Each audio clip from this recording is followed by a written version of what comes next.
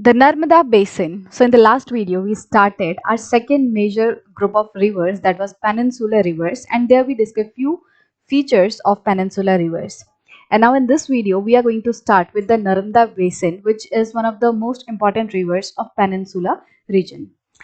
The Narmada rises in the Amarkantak Hills in Madhya Pradesh. तो Narmada river जो है वो मध्य प्रदेश के अमरकंटक हिल्स से स्टार्ट होती है, राइट तो यहाँ से वो जो है शुरू होती है और ये एरिया मध्य प्रदेश में पड़ता है. It flows towards the west in a rift valley form due to faulting. So in the last video we have already discussed that Narmada and Tapi are the two major rivers which flow westward, and most of the rivers in the peninsular rivers are east flowing rivers, but these two are the major ones which are flowing in the west, right? So it flows towards the west in a rift valley. तो rift valley का मतलब क्या होता है? So rift valley ऐसे बनती है, मान लो ये अर्थ का एक पूरा टुकड़ा है, राइट? अब अर्थ के भी हमें पता है रॉक्स के लेयर हैं, उसमें जो जमीन है उसके थोड़े थोड़े लेयर्स है, राइट? तो मान लो एक नीचे ये बड़ी सी रॉक है, राइट, ये वाली, बट ऊपर वाली जो रॉक है इसमें आ रखे हैं क्रैक, इसमें आ रखा है यहाँ से बीच से ऐसे ऐसे क्रैक आ रखा है यहाँ पे. अब क्रैक को हम नॉर्मली जियोग्राफिकल भाषा में क्या कह रहे हैं? Fault, right? तो यहाँ पे एक फॉल्ट आ रखा है या क्रैक आ रखा है. अब जब इसमें क्रैक आता है तो ये वाला जो हिस्सा है, जो लेफ्ट वाला हिस्सा है वो लेफ्ट तरफ पुश हो रहा है, और ये वाला जो हिस्सा है वो इस तरफ से जो राइट तरफ है उस तरफ जा रहा है. तो ऐसा करते करते धीरे धीरे क्या होगा कि यहाँ पे ये वाला जो हिस्सा है इसमें और इसमें दोनों के बीच में गैप बन जाएगा, और फिर ये बन जाएगी एक रिफ्ट वैली, राइट? तो ये जो बीच में वैली बनेगी, राइट, इस तरीके से ये एक वैली बन जाएगी ऐसे करके. दो साइड में बड़े बड़े पहाड़ खड़े होंगे और ये ऐसे हो जाएगा. सो जो नर्मदा रिवर है वो इसी तरीके से एक रिफ्ट वैली से होते हुए बहती है. तो जैसा कि आप पिक्चर में देख सकते हो ये एक रिफ्ट वैली है, मतलब कि यहाँ पे एक तरीके से पहाड़ खड़े हैं और यहाँ पे पहाड़ खड़े हैं और बीच में जगह दिख रही है. अब हमने जब गॉर्जेस की बात की थी तब भी हमने यही सेम चीज कही थी कि गॉर्जेस क्या होते हैं, जब दो पहाड़ इस तरीके से आसपास खड़े होते हैं और बीच से नदी जो है वो बह रही होती है, तब हम उसे गॉर्जेस कहते हैं. तो फिर गॉर्जेस और रिफ्ट वैली में क्या अंतर है? सो गॉर्जेस जो है वो नदियां बनाती हैं, मतलब कि जब नदी बहुत ही तेजी से बहती हुई आती है तो वो स्पीड के कारण क्या करती है, वो इरोजनल एक्टिविटी परफॉर्म करती है और वो पहाड़ों को, चट्टानों को बीच से काटती हुई अपना रास्ता बनाती है और फिर वो गॉर्जेस बनाती है, और उसकी वजह से गॉर्जेस बन रहे हैं. मतलब कि गॉर्जेस कौन बना रहा है? नदियां खुद बना रही हैं. बट जो रिफ्ट वैली होती है उसे नदियां नहीं बना रही. वो कैसे बन रहे हैं? वो इस फॉल्टिंग के कारण हो रहे हैं.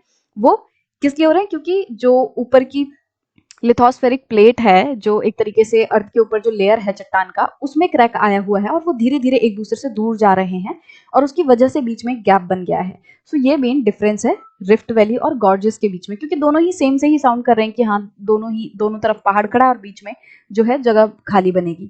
तो ये चीज जो है इनका मेन डिफरेंस था. On its way to the sea, the Narmada creates many picturesque locations. अब जब नदी जो है, नर्मदा नदी अपने ओरिजिन से अमरकंटक हिल्स से लेकर समुद्र की तरफ जा रही होती है, तब वो बहुत सारे पिक्चरेस्क लोकेशंस बनाती है, मतलब कि ऐसे सीन्स बनाती है जो कि देखने में बहुत ही सुंदर लगते हैं.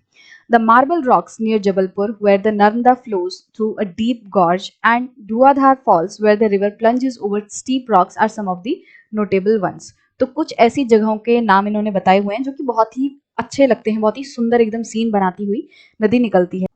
जैसे कि जो जबलपुर के पास मार्बल रॉक्स हैं, वहां पे क्या होता है, वहां पे जो नर्मदा रिवर है वो डीप गॉर्जेस से बहती हुई जाती है, मतलब ये बहुत ही गहरे गहरे गॉर्जेस से वो बहती हुई निकलती है.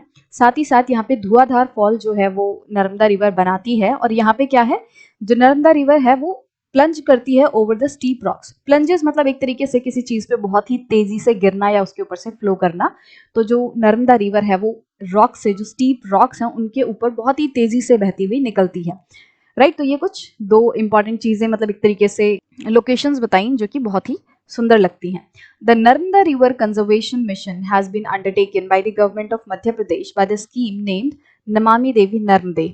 अब जिस तरीके से हम नमामि गंगे मिशन की बात करते हैं, जिसमें कि जो सेंट्रल गवर्नमेंट है वो गंगा को प्रोटेक्ट करने के लिए, उसमें जो पॉल्यूशन है उसको हटाने के लिए जो है उसने चलाया है, इसी तरीके से जो मध्य प्रदेश गवर्नमेंट है उसने नर्मदा रिवर के कंजर्वेशन के लिए एक मिशन चलाया है जिसका नाम है नमामि देवी नर्मदे. All tributaries of the Narmada are very short and most of these join the main stream at right angles. तो जितनी भी नर्मदा रिवर की ट्रिब्यूटरीज हैं वो बहुत ही शॉर्ट हैं, बहुत ही छोटी हैं, और ज़्यादातर इन नदियों में से जो नर्मदा रिवर की ट्रिब्यूटरीज हैं उनमें से ज़्यादातर ट्रिब्यूटरीज नर्मदा को राइट एंगल पे ज्वाइन करती हैं। मतलब कि मान लो ये नर्मदा रिवर जो है ऐसे ऐसे करके बह रही है, अब इसकी ट्रिब्यूटरी आएगी वो इसको यहाँ पे आके ज्वाइन करेगी। अब ये जो ज्वाइन कर रही है इसको वो यहाँ पे ऐसे राइट एंगल पे करती है, मतलब लगभग 90 डिग्री का एंगल वो बनाते हुए ज्वाइन करती है, राइट। ये एक इसका फीचर है। The Narmada basin covers parts of Madhya Pradesh and Gujarat. अब नर्मदा बेसिन मतलब कि नर्मदा और उसकी जो सहायक नदियां हैं, जो ट्रिब्यूटरीज हैं, वो सारी मिलके किन किन स्टेट्स को कवर करते हैं, वो मध्य प्रदेश एंड गुजरात को कवर करते हैं। और इन स्टेट के होते हुए जो नर्मदा रिवर है वो फिर अरेबियन सी में, मतलब वेस्ट तरफ वो फ्लो करते करते अरेबियन सी में ड्रेन कर जाती है। और हमने लास्ट वीडियो में एक और चीज पढ़ी थी कि जो नर्मदा रिवर है वो डेल्टा नहीं बनाती बट वो एस्चुरीज बनाती है। और एस्चुरीज क्या होती हैं वो भी हमने लास्ट वीडियो में डिस्कस कर चुका है।